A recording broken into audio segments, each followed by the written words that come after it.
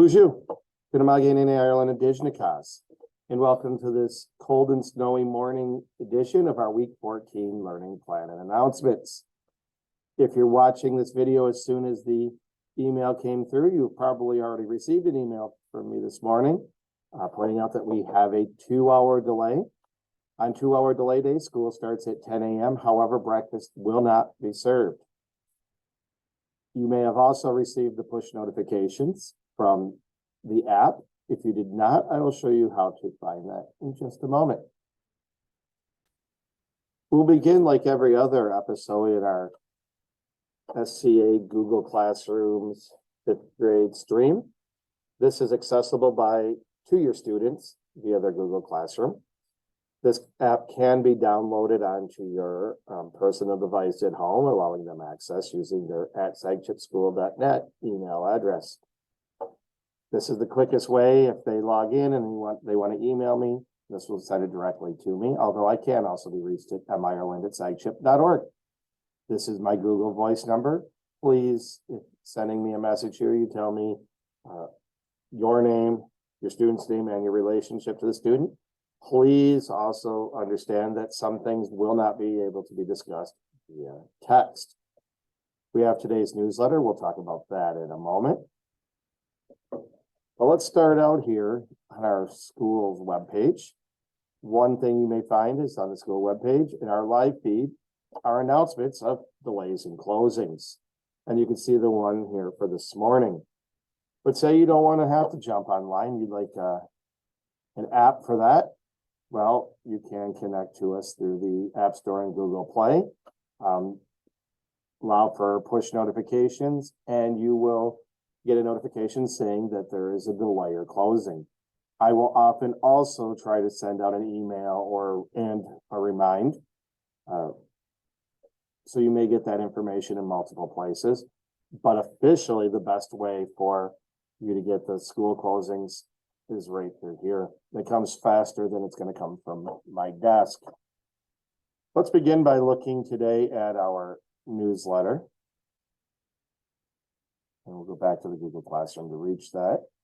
Let's see how that works. And this is obviously dated for today, November 17th. Just a reminder, we do expect students to complete homework. Every Tuesday and Thursday, they will get an assignment that is specifically meant to train them on being responsible enough to do assignments and bring them back. Some students are very good at that, and for some students, it's still a work in progress. I also want to point out that any assignment that's not completed in the classroom is expected to be taken home and completed and returned the next day. We do provide work time during the school day, but sometimes things happen, whether it be it's a little bit harder for the student, it takes them a little bit more time, or the schedule gets away from us. So sometimes they will have some additional assignments. Please ask your student if there's any work that they need to complete. They do have a homework folder and an agenda that they could be bringing home to you. Calendar reminder, next week, there's the Thanksgiving holiday. There will be no school from Wednesday through Friday. That's the 23rd through the 25th. So a 5-day weekend for our students coming up. We have reached the part of the Michigan calendar where winter takes over from road construction. Does it really ever take over, or do we just do both? This is a great time to download the app, as I mentioned, from your favorite app store. And I did point out that breakfast will not be served on mornings with a 2-hour delay. That's also printed on the menus themselves, but it's a good reminder. You don't want your student to come to school hungry and have to wait for another hour before they can eat. I also do recommend that students keep an extra set of dry clothes in their lockers, and that could be just sweatpants, an extra hoodie, some dry socks.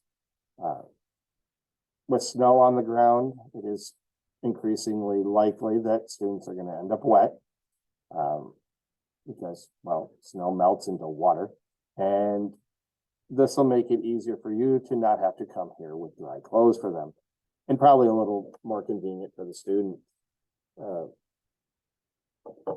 Also, as now temperatures have dipped, I think, I don't know how many editions where I did. Temperatures will dip soon, where it was like what 70 last week, and now it's 26, I believe. Make sure students are coming to school with appropriate coats, hats, and gloves. We do go outside for recess. Once the lodge is updated, we will be going outside for lodge in the morning, and it can be cold. So it would be great for those students to have those things here. I know some of them would love to sneak out outside in shorts and a hoodie. If you're anything like my children, we gotta keep an eye on that. What are we learning? Well, we're finishing up a chapter on adding and subtracting decimals, and then we'll be looking at multiplying and dividing them. Language arts, this chapter's writings are about the arts. We are using words their way to strengthen spelling skills, and we are using writing A to Z to develop our writing, working on biographies right now. Social studies, we're still looking at those early colonizers and talking about the impact of their voyages. And in science, we're looking at the water cycle. Please keep in mind, electronics should be kept in their locker and turned off. Some students do opt to keep them off and in my drawer, and that is completely okay. Students who are caught with their phones on them and being used, will have them held in the front office for you to pick up. And today's language corner on this cold and snowy morning, I decided to go with some words related to, well, my environment here. So the word for it is winter is baboon. It is snowy, Unawan. He or she eats snow, so amwagane. And if he or she feels cold, bingije. And mikwam is ice. If you click on this link here, it'll give you an opportunity to go to the Ojibwe People's Dictionary. I don't have that open right now at this second, but you can see how these are conjugated and what you need to add to make it I feel cold, or I eat snow, or he eats snow, or you eat snow.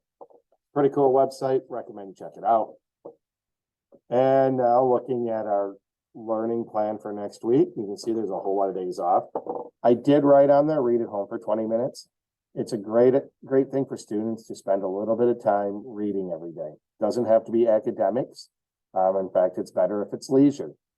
The topics that they choose, books from the library, whether it be the tribal or the public library. But reading for 20 minutes every day is shown to benefit all students academically. In reading, we're going to do a little scholastic Monday and Tuesday.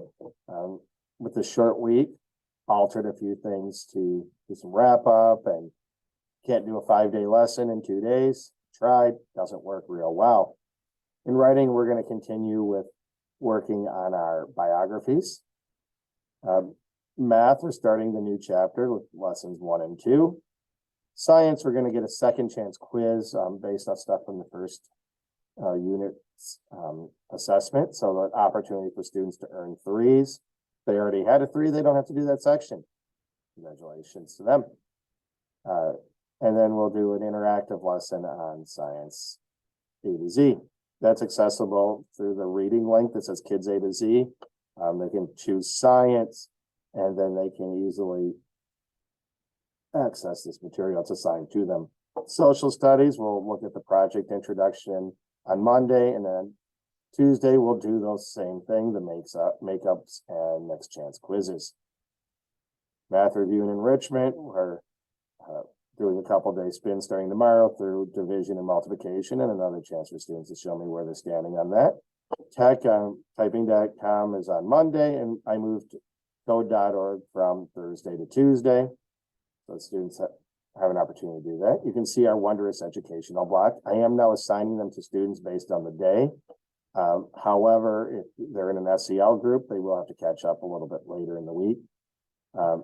Students may access any of this stuff at home. Things like Duolingo, Prodigy is pretty popular. They can do their words their way, their spelling, right from the comfort of their own kitchen table. And you can see our small group work there.